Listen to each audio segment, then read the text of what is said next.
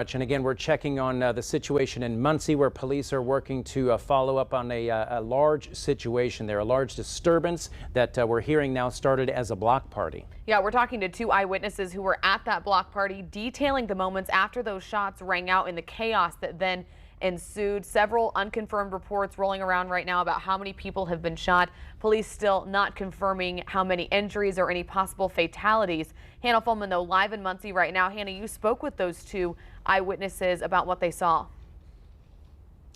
Yes, Sierra, those two eyewitnesses, they are a young couple here from Muncie. They did want to remain anonymous, though, for their safety, but they said they were out here with family and friends last night celebrating for a block party, a summer block party in this area near Pershing Drive in Muncie, when suddenly there were shots fired in the area. Now, I'm going to step out of the frame so you can get a look at what the scene looks like right now. Since we last spoke, the SWAT members have left the scene, but there are still quite a few police officers here on the scene right now, gathering evidence, collecting photos, and just kind of navigating the scene as what we can see now.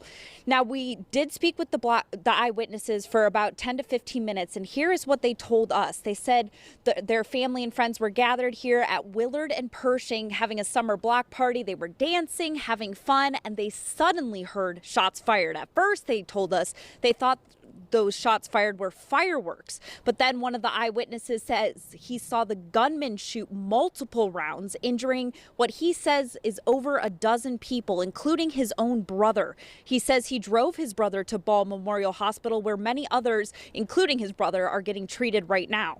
He also says he saw several helicopters lifeline patients to the hospital. Overall, the couple says it was just a very, very scary night, and they're still shaking about it. We were there, and then we were just dancing, hanging out, and then you just see everybody just ducking down, screaming. I hear his sister yelling, like, my baby, talking about her brother, and so I'm just sitting there like, I'm trying to keep it like everybody, at least the group that we came with, together.